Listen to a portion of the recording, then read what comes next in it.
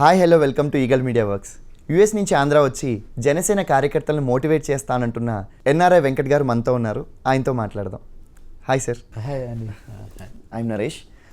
Nice to meet you sir. నేను బేసికల్గా చాలా యూట్యూబ్ ఛానల్స్లో, అంటే మీ పర్సనల్ యూట్యూబ్ ఛానల్లో చాలా వీడియోస్ చూశాను మీవి.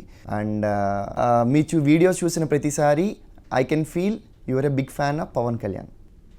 సో పవన్ కళ్యాణ్కి ఫ్యాన్ అవ్వటం మూవీస్ నుంచి స్టార్ట్ అయిందా, లేకపోతే పాలిటిక్స్లోకి జాయిన్ అయిన తర్వాత స్టార్ట్ అయిందా? నిజం చెప్పాలంటే పవన్ కళ్యాణ్ ఫ్యాన్ అంటేనే నాకు కొద్దిగా ఇబ్బందిగా ఉంది. ఎందుకంటే నేను ఎప్పుడు చెప్పలేదు అనుకుంటా, బట్ పవన్ సార్ని నేను first time I fell in love with him during north Andhra meetings అండి. మేధావులతోటి ఆయన మాట్లాడే విధానం, అంటే ఆ ఫస్ట్ టైం ఒక నాయకుల్లో మానవీయ కోణం చూశాను. అంటే మానవత్వ విలువలు నిండుగా ఉండి ఆయన వినటం, ఆ పెద్దల్ని గౌరవించటం, పెద్దల దగ్గర నుంచి నేర్చుకోవాలనుకోవటం, తర్వాత ఒక హృదయానికి హత్తుకునే మాటలు చెప్పటం, అంటే ఆయనలో చాలా అంటే నిండైన వ్యక్తిత్వం ఉన్న వ్యక్తిలాగా నాకు అప్పుడు ఫస్ట్ టైం చూశాను. అంతకుముందాక ఒక సినీ హీరోలాగా నేను చూశాను.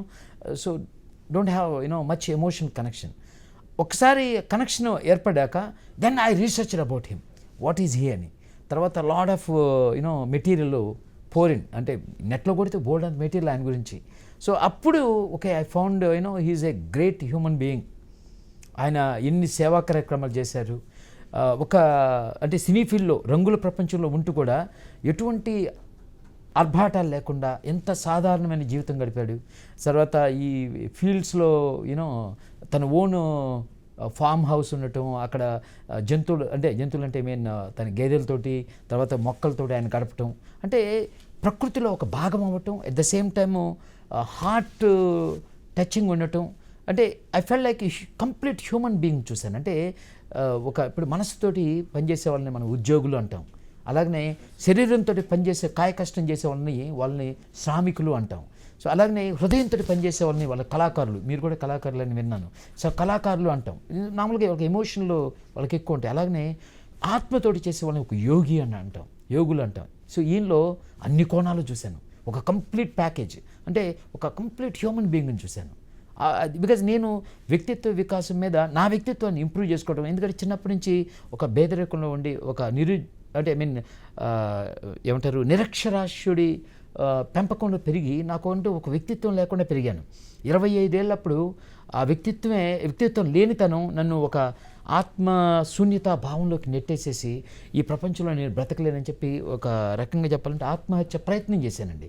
ప్రయత్నం చేస్తే ఆ ప్రయత్నం విఫలమయ్యి లక్కీగా తర్వాత ఒక మా కమాండింగ్ ఆఫీసర్ లెఫ్టినెంట్ కమాండ్ కనుగో అని ఆయన నన్ను తిట్టి, ఈ ప్రపంచం ఎనీబడీ క్యాన్ డూ ఇట్ అని చెప్పి అప్పుడు యువర్ ఎర్రోనియస్ జోన్స్ అనే ఒక అమెరికన్ రైటర్ బుక్ ఇచ్చాడు. నిజంగా అప్పుడు నాకు ఇంగ్లీష్ కూడా రాదండి, నేను నేవీలో ఉన్నాను. సో ఇంగ్లీష్ టుటాపుటా ఇంగ్లీష్ కొద్దిగా వచ్చు. ఆ బుక్ డిక్షనరీ పెట్టుకొని లిటరల్గా ఆల్మోస్ట్ 7-8 months ఆ బుక్ అంతా చదవటానికి పట్టింది. ఒక్కొక్క పేజీ 4-5 రోజులు పట్టేది. దాన్ని మళ్ళీ తెలుగులోకి రాసుకొని, ఎందుకంటే బేసికల్గా ఆ బుక్ యువర్ ఎర్రోనియస్ జోన్స్ ఇప్పటికి కూడా multi-million కాపీస్ అమ్మిన బుక్ అండి. అంటే బేసికల్గా అదేం చెప్పిద్దంటే నీ మనసు నీ హృదయాన్ని శాసించింది. అంటే మనం ఎటువంటి ఆలోచనలు చేస్తామో అటువంటి ఫీలింగ్స్ కలుగుతాయి. అంటే ఫీలింగ్స్ని బట్టి మన యాక్షన్స్ ఉంటాయి. అంటే మనసు మీద కంట్రోల్ కనుక మనం సాధిస్తే జీవితంలో ఏదైనా సాధించవచ్చు అని చాలా చక్కగా, అంటే ముఖ్యంగా ఎమోషన్స్, రకరకాల ఎమోషన్స్ ఎక్కడి నుంచి వస్తాయి. నేను డిప్రెషన్లో ఉన్నాను కదా, ఆ డిప్రెషన్ నుంచి బయటకు వచ్చా ఇమీడియట్గా, వితిన్ 10-15 daysలో బయటకు వచ్చా. అప్పుడు నాకు అనిపించిందండి ఒక మదర్ లాగా అనిపించింది. అప్పటి నుంచి I fell in love with books, ముఖ్యంగా సైకాలజీ బుక్స్. అంటే అక్కడి నుంచి సైకాలజీ బుక్స్ నేను చదవని పుస్తకం ఆల్మోస్ట్ నీళ్ళు అని చెప్పొచ్చు. రకరకాల సైకాలజీ బుక్స్ చదివి, ఒక రకంగా చెప్పాలంటే నా గురువు, నా తల్లి, తండ్రి అన్నీ కూడా బుక్సేనండి. బుక్స్ నన్ను ప్రపంచంలో ఎలా బ్రతకాలో చెప్పినాయి. ఈవెన్ నేను పబ్లిక్ స్పీకింగ్ ఈరోజు చాలామంది భలే చెప్తాడు అంటారు. ఆ బుక్స్ నేర్పించినాయి నాకు. ఆ బుక్స్ని చూసి మళ్ళీ ప్రాక్టీస్ ఇంప్లిమెంటేషన్ చేసేవాడిని. అలాగా స్వయాన ఓన్ అండి. అప్పుడు దాకా నాకు ఇంటర్మీడియట్, ఆ తర్వాత డిగ్రీ చేశాను, మాస్టర్స్ ఇన్ కంప్యూటర్ అప్లికేషన్ చేశాను, ఏఎంఐ సెక్షన్ ఏ చేశాను, ఆ తర్వాత ఎఫ్ఎస్ఐ అంటారు, ఫ్లైట్ సర్వీసింగ్ ఇన్స్పెక్టర్గా ఎదిగాను. మళ్ళీ నేవీ నుంచి బయటకు వచ్చాక ఒక ప్రొఫెసర్గా స్టార్ట్ చేసి మళ్ళీ హెడ్ ఆఫ్ ద డిపార్ట్మెంట్ అయ్యాను. 20 different computer science subjects, rare అండి ఆంధ్ర యూనివర్సిటీలో అన్నీ చెప్పేవాడిని నేను సబ్జెక్టులు. ఆ తర్వాత నేను 40 ఇయర్స్ అప్పుడు అమెరికా వెళ్తుంటే చాలా యంగ్స్టర్స్ ఉంటారు, లాట్ ఆఫ్ కాంపిటీషన్ ఉంటుంది అని నన్ను చాలామంది ఫ్రెండ్స్ కూడా భయపెట్టారు. సార్ అంటే మీ జర్నీ గురించి తెలుసుకోవాలనుకుంటున్నాను. సింపుల్గా ఒక క్వశ్చన్లో ఏంటంటే యువర్ జర్నీ టు యూఎస్ఏ అని చెప్తే ఫ్రమ్ బర్త్ టు యూఎస్ఏ అని చెప్తే లైన్లో ఎలా చెప్తారు మీరు? ఒక లైన్లో చెప్పాలా? ఒక లైన్లో కాదు, డీప్గా చెప్పండి. సో అంటే starting with very fundamental things నేను చేశానండి. అంటే ఊర్లో కూరగాయలు అమ్మటం, ఫ్రూట్స్ అమ్మటం, ఫ్లవర్స్ అమ్మటం, అక్కడి నుంచి అంటే చదువుకుంటూ అది. తర్వాత 10th అయిపోయిన తర్వాత కూడా నాకు చదివే అంటే ఎకనామిక్ లేక బేస్ లేక, అంటే I mean to say what's your family background, parents? Okay, parents మా ఒక కపుల్ ఆఫ్ అంటే 7-8 జనరేషన్ నుంచి నాకు తెలిసి ఎవరు చదువుకోలేదండి. మా తాతయ్య బాలయ్య గారు, ఆయన వెట్టి చాకిరి అనేవాళ్ళు. వెట్టి చాకిరి అంటే ఒక ఉన్నతమైన కుటుంబంలో భార్య, భర్త, పిల్లలు అందరూ కలిసి వాళ్ళ ఇంట్లో పనిచేయటం, వాళ్ళ ఇంట్లో తినటం, వాళ్ళ ఇంట్లో పడుకోవటం, అంటే వాళ్ళకి జీతాలు ఉండవు, ఏముండవు. అలాంటి వెట్టి చాకిరిలో మా తాత, మా నాయనమ్మ, తర్వాత మా నాన్న, మా బాబాయ్ అందరూ కూడా అలానే ఉండేవాళ్ళు. సో ఆయన మా తాతయ్య చనిపోయినప్పుడు ఆ వెట్టి చాకిరి అంటే సమేర ఎక్కడో ఏటుకూరు దగ్గర అని విన్నాను. సో ఆయన శవాన్ని ఈవెన్ కష్టం అంటే గేదెలు కట్టే స్థలం అండి, అక్కడ కూడా పెట్టుకొని ఇలా వర్షంలో తడిసిపోతుంటే దాన్ని చూసి మా నాన్న చెల్లించి ఇది కాదు అని చెప్పి బయటకు వచ్చేసాడు వెట్టి చాకిరి నుంచి. బయటకు వచ్చి మా నాయనమ్మని తీసుకుని, అప్పటికే మా బాబాయ్ కూడా చనిపోయాడు వాళ్ళ ఇంట్లో ఉన్నప్పుడే. ఆయన కూడా సరిగ్గా పట్టించుకోలేదు. అంటే పొలం పనులు చేస్తూ మనకు బళ్ళు ఉంటాయి కదా, ఎద్దుల బండి కింద పడి చనిపోయాడు. సో ఇవన్నీ ఈ 2 దెబ్బలు ఆయనకి సైకలాజికల్గా పెయిన్ కలిగించి, కాదు ఈ వెట్టి చాకిరి కాదు, మనం ఓన్గా మనం డెవలప్ అవుదామని చెప్పి బయటకు వచ్చేసి ఒక జీతగాడిగా స్వర్ణ, మాది ప్రస్తుతానికి ప్రకాశం డిస్ట్రిక్ట్ కారంచేడు మండలం, స్వర్ణలోకి జీతగాడికి వెళ్ళాడండి. చానాళ్ళు జీతగాడికి పనిచేసినప్పుడు మా నాన్న ఏంటంటే ఒక 5 అడుగులు ఉంటాడు. సో నిజానికి బుక్ కూడా నేను మా నాన్నకే అంకితం చేసి 5 అడుగులు నల్లగా ఉంటాడు, పొట్టిగా ఉంటాడు. సో ఆయన అంటే ఐ మీన్ ఎవరు పిల్లనివ్వాల. 35 ఇయర్స్కి మా ఊర్లో మా అమ్మని, మా ఊరు ఆవిడ ఏంటంటే కొద్దిగా కాలు అవుడి చిన్నప్పటి నుంచి, ఆవిడకి పెళ్లి కాలేదు. సో అలాగా మా నాన్న అమ్మ అలాగా ఒక బంధం ఏర్పడింది. సో మేము 4 పిల్లలమి. మా అమ్మ నాకు 4 ఏళ్ళు అండి మా అమ్మ చనిపోయినప్పుడు. మా అక్క 9 ఏళ్ళు, నాకు 4 ఏళ్ళు, చిన్న చెల్లి 2 ఏళ్ళు, లాస్ట్ ఆవిడకి 11 రోజులు, లాస్ట్ చెల్లికి, చిన్న చెల్లికి. సో అంటే ఇంతమంది ముగ్గురిని కన్నావిడికి అప్పుడు కంటానికి ప్రాబ్లం లేదండి. కేవలం సరైన పౌష్టికాహారం లేక, తర్వాత సరైన వైద్యం లేక, ఆ రోజున ఆర్ఎంపీ డాక్టర్, ఊర్లో ఉన్న ఆర్ఎంపీ డాక్టరు చీరాలు తీసుకెళ్ళాలి, ఈ కేసు ఇక్కడ కాదు అని చెప్తే వాళ్ళ దగ్గర డబ్బులు లేవు, అప్పటికే అప్పులు ఉన్నాయి, ఇల్లు లేదు, ఆస్తులు లేవు, ఎలా తీసుకెళ్ళాలి? సో మా నాన్నకి మంచి పేరు ఉంది, మంచి వ్యక్తి, ఏ డబ్బులు ఇచ్చినా కూడా గ్యారెంటీకి వస్తాయని. ఎక్కడైనా అప్పు పుట్టిద్దండి, అప్పు చేస్తానంటే మా అమ్మ వద్దందంట. సో 200 రూపాయలు అంటే మాటలు కాదు, ఆ రోజుల్లో చాలా ఖరీదైద్ది అది అమౌంట్. సో ఇప్పుడు ఎందుకు నాకే తగ్గిపోద్దులే, ఏం కాదులే అని చెప్పి అలాగా దాదాపుగా 11 డేస్ అలాగ అట్టు పెట్టుకొని లాస్ట్ మూమెంట్లో డాక్టర్ దగ్గరికి వెళ్తే అప్పటికే ఆవిడ చనిపోయింది. సో అంటే 200 రూపాయలు లేక ఒక తల్లిని పోగొట్టుకోండి. నేను ఓపెన్గా చెప్తున్నాను అండి, ఈ రోజున అటువంటి అమ్మ ప్రేమ కోసం 2 కోట్లైనా నేను ఇవ్వగలను. సో కానీ ఎంత బాధ వేసిద్దంటే నాకు ఇదంతా ఏంటి, నాకు అందుకే రాజకీయం అంటే విపరీతమైన ద్వేషం పెంచుకున్నా. అంటే ఈ సమాజంలో ఒకడు ఇంత ఆర్భాటంగా బ్రతకాలా, ఇంత దయనీయంగా ఒకడు ఉండాలా, అంటే ఇంత వ్యత్యాసం ఎందుకు? అప్పుడు నేను రాజకీయం నేర్చుకుంటున్నా. నేను రాజకీయం నేర్చుకునేటప్పుడు బుక్స్ కొంటూ నాకు అలవాటు ఉంది. ఇప్పుడు రాజకీయంలో లాడ్ ఆఫ్ బుక్స్ కొన్నా. రాజ్యాంగం చదివితే రాజ్యాంగంలో ఫస్ట్ ఫండమెంటల్ కాన్సెప్ట్ ఏంటంటే సమన్యాయం, సమసమాజం. ఆ ఫండమెంటల్ కాన్సెప్ట్కే ఈ రోజున తూట్లు పొడుస్తున్నారు రాజకీయ నాయకులు. అందుకనే విపరీతమైన ఒక రకమైన ఉద్రేకం వస్తుంది రాజకీయం చూస్తుంటే. కానీ ఎడ్యుకేషన్ అయితే చాలా కష్టపడి నేర్చుకున్నాను. 10th అయిపోయిన తర్వాత మళ్ళీ ఎకనామికల్ ప్రాబ్లమ్స్ వల్ల నేను చదవలేకపోయాను. 1 year పొలం పనులు చేసేవాడు. అంటే మాకు ఆర్ఎంపీ డాక్టర్ స్వర్ణ కోటేశ్వరరావు, ఇప్పుడు మా నాన్నగారితో పాటు స్వర్ణ కోటేశ్వరరావు కూడా ఈ బుక్ అంకితం ఇచ్చానండి. ఆయన పిలిపించి నన్ను చదువుకోవటానికి మళ్ళీ అప్పుడు ఎంతండి 2000 అయింది 2 సంవత్సరాలకి ఇంటర్మీడియట్. కారంచేడు మా ఊరికి 3 kilometers. మా స్వర్ణ నుంచి కారంచేడు వరకు వెళ్ళి నడిచొచ్చి చదువుకున్న ఒకే ఒక వ్యక్తి వెంకట ఎర్రబోతుల. ఇప్పటి వరకు నాకంటే ముందు ఎవడు చదవలేదు. ఆ తర్వాత ఎందుకంటే గర్వంగా చెప్తుంది 35 రూపాయలు నెలకి, అంటే ఎంతకండి రోజుకి రూపాయి 10 పైసలు ఎంత పడింది. అది కూడా లేకుండా లేదు ఆ టైంలో. నాకు అంత ఎకనామికల్ పరిస్థితిలో ఉండి నడిచి చదువుకున్నాను.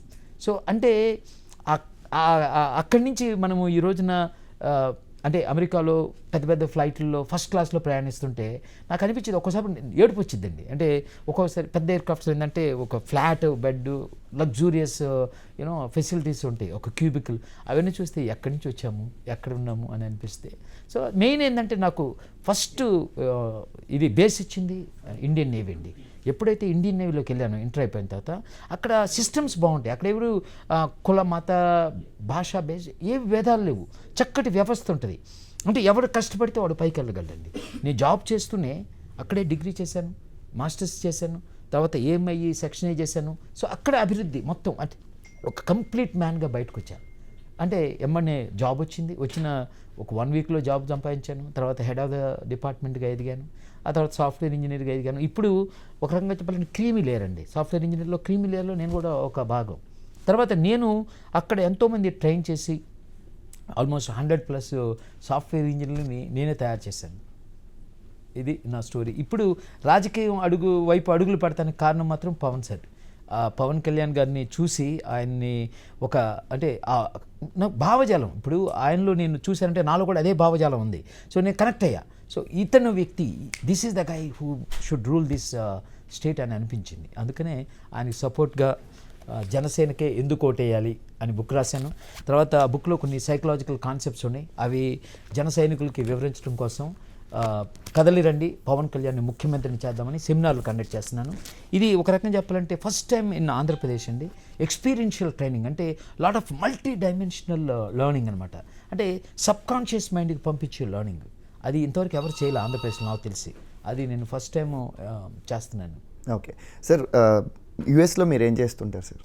నేను సాఫ్ట్వేర్ ఆర్కిటెక్ట్గా చేస్తున్నానండి. సాఫ్ట్వేర్ ప్రోగ్రామింగ్ కొద్దిగా ఎదిగి, ఆర్కిటెక్ట్ అంటే బేసికల్గా I'm a manager in Ernst & Young. It's a big company, IT company.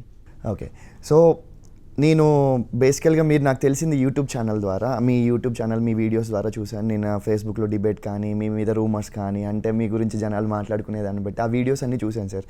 మీరు రీసెంట్గా ఒక వీడియోలో దీపిక అనే ఒక అమ్మాయిని అపోజ్ చేశారు.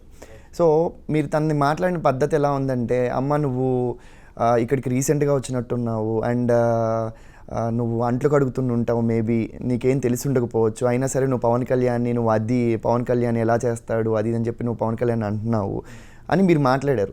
But when you talking about some one, అంటే మీరు పవన్ కళ్యాణ్ మాట్లాడినప్పుడల్లా పవన్ కళ్యాణ్ సార్ అంటున్నారు. చంద్రబాబు నాయుడు గురించి మాట్లాడినప్పుడు కానీ, జగన్ని మాట్లాడినప్పుడు కానీ, ఎన్టీఆర్ గారి గురించి మాట్లాడినప్పుడు కానీ మీరు బేసికల్గా పేరుతోనే పిలుస్తున్నారు. సో తను కూడా అలాగే పవన్ కళ్యాణ్ అలాగే పిలిచిందేమో, తన పద్ధతి అదేనేమో అనుకోవచ్చు కదా. మీరు ఎలా మాట్లాడుతున్నారో తను కూడా అలాగే మాట్లాడే వేలో. అబ్సల్యూట్లీ అండి. మీరు చూస్తే నేను నిజానికి మీరు అంట్లు తోడుకుంటున్నారు అని నేను అనలేదండి. నేను ఏం చేస్తున్నారో తెలీదు. అంటే ఒక మనిషి అక్కడికి వచ్చి అంటే రీసెర్చ్ చేయకుండా 20 డిఫరెంట్ సెనేటర్స్ని కలిసి డిఫరెంట్ మీటింగ్స్ పెట్టుకొని ఎన్నో విషయాలు ఆయన ఇక్కడి నుంచి నేర్చుకొని వెళ్ళారు. అంటే వ్యవస్థ అంటే మెయిన్ డిఫరెన్స్ అండి. అమెరికాకి ఇండియాకి ఉన్న డిఫరెన్స్ ఏంటండి అంటే, అమెరికాలో మనకంటే తెలుగుగల వాళ్ళు ఉన్నారా? లేరు. ఎందుకంటే ఇక్కడ వాళ్ళే అక్కడికి వెళ్ళి చేస్తున్నారు. అన్ని పెద్ద ఆర్గనైజేషన్స్ని లీడ్ చేసేది ఇండియన్స్. అంటే ఏ విధంగా, వాట్ ఈస్ ద డిఫరెన్స్? డబ్బు అని అంటారు, కానీ డబ్బు కూడా కాదండి, ఆస్తి కూడా కాదు. మెయిన్ థింగ్ ఏంటంటే వ్యవస్థలు. అక్కడ సిస్టమ్స్ బాగుంటాయి. Education system. నా పెద్ద బిడ్డ ఇప్పుడు software engineer for last 2 years. She's also earning good money. ఎక్కడి నుంచి వచ్చిందండి? Public education. అంటే పబ్లిక్ స్కూల్స్లో ఇక్కడ చదివించాలంటే సిగ్గుపడే వ్యవస్థ అక్కడ గర్వపడే వ్యవస్థ అక్కడ. నా బిడ్డలు నేను ఓపెన్గా చెప్తున్నాను, పబ్లిక్ స్కూల్లో చదివారు కానీ టాప్ క్లాస్ పొజిషన్లో ఉన్నారు. ఎందుకు? వ్యవస్థ బాగుంది అక్కడ, ఎడ్యుకేషన్ సిస్టమ్ బాగుంది. అలాగనే వైద్యం, అలాగనే పరిశుభ్రత. అంటే ఏ సిస్టమ్ అయినా చూడండి, పర్ఫెక్ట్ సిస్టమ్స్, గవర్నమెంట్ ఆర్గనైజేషన్స్ ఒక స్మూత్గా రన్ అవుతాయి. ఇక్కడ నాకు పెన్షన్ రావడానికి ఎస్బీఐ, నిజానికి సిగ్గుపడాలి ఎస్బీఐ. నేను ఓపెన్గా చెప్తున్నా, దాదాపుగా 3 సంవత్సరాల నుంచి నేను తిరుగుతున్నా, కాళ్ళు అరిగేటట్టు ఫోన్లు చేస్తున్నా, ఇంతవరకు నా పెన్షన్ ఇవ్వలేకపోయింది ఎస్బీఐ. అంటే అంత దరిద్రమైన వ్యవస్థలు పెట్టుకొని ఇక్కడ ఏది వ్యవస్థ పనిచేయట్లా. అంటే మనకి ఉద్యోగులు కూడా అంటే ఉద్యోగస్తులు కానీ లేకపోతే వ్యాపారస్తులు కానీ వ్యవస్థ ఎక్కడి నుంచి వచ్చి అంటే సిస్టమ్స్ మారాలి. ఈ సిస్టమ్స్ మారాలంటే ఈ దరిద్రపు సిస్టమ్స్ మెయిన్ కారణం ఏంటంటే తల్లి లాంటిదండి రాజకీయ వ్యవస్థ, నాయకత్వం. రాజకీయ వ్యవస్థ అంటే నాయకులు. ఇప్పుడు ఈ సిస్టమ్స్ అన్నీ చూసేదే వాళ్ళు, తర్వాత వాళ్ళు కూడా ఈ సిస్టమ్ని డిక్టేట్ చేసేది వాళ్ళు. ఇది మంచి సిస్టమ్ కాకపోతే కరెక్ట్ చేయాల్సిన ఎవరిదండి బాధ్యత? రాజకీయ నాయకులది.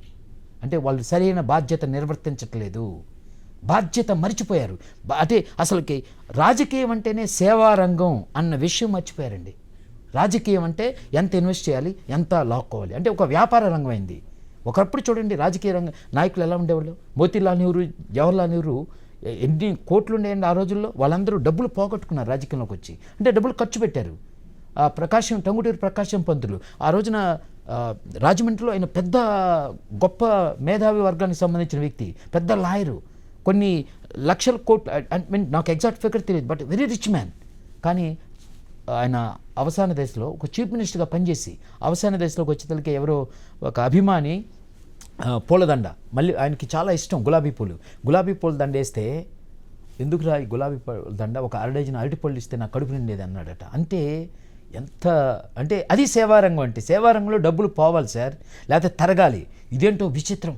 సేవారంగంలోకి వస్తే డబ్బులు పెరుగుతాయి, అన్నిట్లో పెరగటం అల్లాటప్ప పెరగండి. 50 లక్షలు 2 లక్షల ట్యాక్స్ కట్టే వ్యక్తి 2004లో 2005 ఎండ్కి వచ్చేతలకే మా నాన్న చీఫ్ మినిస్టర్ కాబట్టి 80 కోట్ల ట్యాక్సే కడతాడు, అడ్వాన్స్ ట్యాక్స్. ఎక్కడి నుంచి వస్తాయి సార్ ఇవన్నీ? ఎక్కడి నుంచి వస్తాయంటారు? ఎక్కడి నుంచి వస్తాయంటే తప్పనిసరిగా అవినీతి. ఒక రకంగా రాజకీయం లేదండి, ధనస్వామ్యము, అవినీతి స్వామ్యము, లేకపోతే కుటుంబ స్వామ్యము, అంటే కంపు పట్టించేశారు. ఇంత అంటే నాకు ఎంత బూతులు వస్తాయండి నిజానికి రాజకీయం గురించి. అంటే సార్ మీరు బేసికల్గా అవినీతి అనే ఒక వర్డ్ వాడుతున్నారు కదా, ఏ విధంగా మనీ అలా వస్తున్నాయి అంటారు? క్విడ్ ప్రోక్యో అని ఒక వీడియో చేశాను. క్విడ్ ప్రోక్యో అంటే ఏం లేదు. ఇప్పుడు నేను గవర్నమెంట్ ల్యాండ్, సపోజ్ నా దగ్గర 10 ఎకరాలు గవర్నమెంట్ ల్యాండ్, మీరు ఏదో బిజినెస్ పెడతా ఉంటారు, ఓకే, మీరు ఆల్రెడీ దీంట్లో కూడా ఒక 10 ఎకరాలు రాసుకోండి. ఇప్పుడు 10 ఎకరాలు ఎకరం ఎంత ఉంటుంది? ₹1,00,00,000 అనుకోండి. నేను 1,00,000కి ఇస్తా. గవర్నమెంట్ నాది, కాంట్రాక్టర్స్ అందరూ మేనేజ్ చేస్తా. ఏంటంటే ఇన్వాయిస్లు రావాలి, లేకపోతే ఏంటారు ఒక టెండర్ వేస్తాము. టెండర్లో పెట్టేవాళ్ళందరూ నా వాళ్ళే. అందరూ 90,000 వేస్తాడు, నువ్వు ఒక్కడే 1,00,000 వేస్తా. 1,00,000కి నీకు ఎకరం రాసిస్తా. ఓకే, 2,000 ఎకరాలు తీసుకో. మీరు వ్యాన్ పిక్ వినిమంటారు. వ్యాన్ పిక్ అని అంటే మీరు రాజకీయం తెలియదు. వ్యాన్ పిక్ అని మన వైఎస్ఆర్ గారు పెట్టారు. వ్యాన్ పిక్లో 2,000 ఎకరాలు, 2,000 కాదు సారీ 20,000 ఎకరాలు నిమ్మగడ్డ ప్రసాద్ గారికి ఇచ్చారు. అంటే గవర్నమెంట్ ఇచ్చింది. ఎంత రేటుకి ఇచ్చిందండి? నిమ్మగడ్డ ప్రసాద్ గారు దాదాపుగా 1,000 కోట్లు జగన్ గారి కంపెనీలో ఇచ్చేశారు. ఎక్కడి నుంచి వస్తుంది? ఈ విధంగా క్విడ్ ప్రోక్యోనే. అది జనాభా అంటే మనము ఈ దరిద్రం ఏంటంటే మన న్యాయ వ్యవస్థ కూడా పట్టుకోలేదండి. ఓన్లీ ఈడీ కేసులే కొద్దిగా ఆపగలవు, జగన్ గారిని కానీ లేకపోతే చంద్రబాబు నాయుడు గారిని కానీ. అంటే కేసులు చూసేసరికి ఈ రోజున వ్యవస్థలన్నీ ఒక వర్గం చేతిలో ఉండిపోయినాయి. అంటే అన్ని వ్యవస్థలు ఒక వర్గం ఇలాగ గుప్పిడిలో పట్టుకొని ఆడిస్తున్నారండి. అది మారాలి. అంటే ఈ వర్గ వ్యత్యాసం దారుణంగా ఉంది. ఈ రోజు కూడా మీరు వెళ్ళి చూడండి, విలేజెస్లో దళిత వర్గం ఎక్కడుందండి? ఊరి ఎలుపల పేదరికంలో ఉంది. వాళ్ళు ఎదగరా? అంటే లాట్ ఆఫ్ టెక్నాలజీ వచ్చింది. టెక్నాలజీ వచ్చిన తర్వాత సహజ వనరుల్ని సంపదగా మార్చడం ఈజీ అయిపోయింది. వచ్చిన సంపద అందరికీ సమంగా రావాలి, కానీ అలా రాలేదు. సంపద అంతా ఒకవైపుకి వెళ్ళిపోద్ది. ఎలాగెళ్ళిపోతుంది? ఎందుకంటే నాయకత్వం సరైన నిబద్ధతలో లేదు. అందువల్ల ఈ సంపద చాలా డేంజర్ సార్. మీరు హిస్టరీ చదవండి, ఫ్రెంచ్ విప్లవం చదవండి, రష్యన్ విప్లవం ఎందుకండి నరికి చంపారు జార్స్ని? ఎందుకు? కేవలం 99% ఆఫ్ ద సంపద 1% జార్స్ల దగ్గర వెళ్ళిపోయింది. అంటే వాళ్ళు సరైన పరిపాలన లేక, ఇక రోడ్డు మీద కనిపిస్తే నరుక్కునే పరిస్థితి వచ్చింది. అది రాకుండా ఉండాలంటే పవన్ సార్ చెప్పారు. ఎందుకు ఒక రాయలసీమ, ఉత్తరాంధ్ర ఎందుకు వెనకబడిపోతున్నాయి? ఒక వర్గాన్ని పెంచి పోషించడం వల్ల ఈ రోజున తెలంగాణ వచ్చింది. తెలంగాణ ఎందుకు వచ్చింది సార్ చెప్పండి? ఇంత భావోద్రేకాలు వల్ల ఎందుకు వచ్చినాయి? మమ్మల్ని సరిగా పట్టించుకోవట్లేదు, కేవలం ఒక వర్గమే పెంచి పోషిస్తున్నారని ఒక భావజాలం ప్రబలింది. అందువల్లే వాళ్ళు ఎదురు తిరిగారు. అంటే సార్ ఇప్పుడు మీరు చెప్పిన ప్రాబ్లమ్స్ అన్నీ కూడా ఇప్పటి వరకు ఉన్న గవర్నమెంట్ వల్ల ఈ ప్రాబ్లమ్స్ అన్నీ వచ్చాయి. సో పవన్ కళ్యాణ్ కనుక పొలిటికల్గా ఎదిగి ముఖ్యమంత్రి అయితే ఈ ప్రాబ్లమ్స్ అన్నీ క్లియర్ చేస్తారు అంటున్నారు. అబ్సల్యూట్లీ అండి, నేను ఐ బిలీవ్. ఆ పాయింట్కి వస్తే సార్, పవన్ కళ్యాణ్ చాలా ప్రాబ్లమ్స్ తీసుకొచ్చారు. అంటే చాలా మీటింగ్స్లో చాలా ప్రాబ్లమ్స్ గురించి డిస్కస్ చేశారు. కరెక్ట్. బట్ ఏ విషయానికి కూడా ఎండింగ్ అంటూ లేదు. ఎండింగ్ అంటే సార్ ఒకటి ఎవరు చేయాలండి? ఆయన ఒక్కడే ఎలా చేయగలరు చెప్పండి? సరే ఒక్కడే ఎలా చేయగలరు అన్నప్పుడు చంద్రబాబు నాయుడు ఒక్కడే ఎలా చేయగలడు, జగన్ గారు ఒక్కడే ఎలా చేయగలరు? పాలించింది ఎవరు? పాలించిన వాడి దగ్గర కంప్లీట్ మానిటరీ కంట్రోల్ ఉంటుంది, కంప్లీట్ అధిష్టానం మన ఏమంటారు వ్యవస్థలన్నీ ఆయన చేతుల్లో ఉంటాయండి. వ్యవస్థల్ని ఇప్పుడు నేను పాలిస్తుంటే నా బాధ్యత అది, వ్యవస్థలను బాగు చేయాల్సిన బాధ్యత నాది. మీరు పాలించట్లా. అసలు నిజం చెప్పాలంటే ఈ రోజున నేను ఈ క్వశ్చన్ మంచి క్వశ్చన్. మన వైఎస్ఆర్సీపీ గవర్నమెంట్ కానీ టీడీపీ గవర్నమెంట్ కానీ నాయకులందరికీ మన ప్రజల సొమ్ము ఎవ్రీ మంత్ 3 lakhs వరకు వెళ్తుంది. జీవితాంతం వాళ్ళకి పెన్షన్ ఇస్తున్నాం అంటే వాళ్ళు చేయాల్సిన బాధ్యత అండి వాళ్ళది. కానీ పవన్ సార్కి ₹1 ఇవ్వట్ల ప్రజలు. కానీ ఆయన సమస్యలు కనీసం కొంతవరకైనా సమస్యలు, ఇప్పుడు ఉదాహరణ సమస్య డెఫినెట్గా ఆయన సాల్వ్ చేయడు. ఎవరు చేసినా ప్రభుత్వం డబ్బు అంటే ప్రజల డబ్బుని సమస్యల వైపు మళ్లించడం బాధ్యత, అది ప్రభుత్వ బాధ్యత విస్మరించింది. కాబట్టి ఆయన ప్రాబ్లమ్స్ని ఎత్తి చూపి ప్రభుత్వం యొక్క మెడలు వంచి అక్కడికి వెళ్ళి డయాలసిస్ సెంటర్స్ పెట్టడం, వాళ్ళందరికీ ఏమో అంటే తాత్కాలిక ఇది కల్పించారు. అండ్ రీసెర్చ్ జరుగుతుంది అక్కడ, ఇది ఎక్కడి నుంచి వచ్చింది ఆ కిడ్నీ సమస్య అని. ఇదంతా కూడా సమస్య తీర్చడంలో ఒక భాగం. సార్ అంటే ఒక 5 years బ్యాక్ చిరంజీవి గారు ప్రజారాజ్యం పార్టీ స్థాపించినప్పుడు పవన్ కళ్యాణ్ గారు కూడా చిరంజీవి గారితోనే ఉన్నారు. సో అప్పుడు ఆ టీం అంతా చిరంజీవి గారికి ఉంది యాజ్ ఏ ఫ్యామిలీ మెంబర్గా అండ్ పార్టీలో జాయిన్ అయిన పర్సన్గా. ఆయన ఎందుకు చిరంజీవి గారితో ఆ పనులన్నీ చేయించలేకపోయారు? అదే ఇప్పుడు ప్రభుత్వం వేరు, పార్టీ వేరండి. పార్టీ చేయలేదు, పార్టీ సమస్యలు తీర్చలేదు, ఓన్లీ ప్రభుత్వం తీర్చగలదు. ఎందుకంటే ప్రభుత్వ యంత్రాంగాలన్నీ ప్రభుత్వం చేతిలో ఉంటాయి. పార్టీలు కేవలం హామీలు ఇవ్వగలవు, ఆ సమస్యలను ఎత్తి చూపగలవు. అంతేకాని పార్టీ ఎక్కడ తీర్చిద్ది? పార్టీకి ఫండ్స్ ఎలా వస్తాయి, డబ్బు ఎలా వస్తుంది? ప్రభుత్వం చేత పని చేపించడం ప్రతిపక్షాల బాధ్యత. అంతేకాని ఏ పార్టీ చేయలేదు సార్. ఇప్పుడు టీడీపీ పార్టీ చేస్తుందా? సమస్యలు తీర్చేది ఎవరు? ప్రభుత్వం, టీడీపీ ప్రభుత్వం. అలాగనే వైఎస్ఆర్సీపీ వస్తే ఆ ప్రభుత్వం చేయాలి.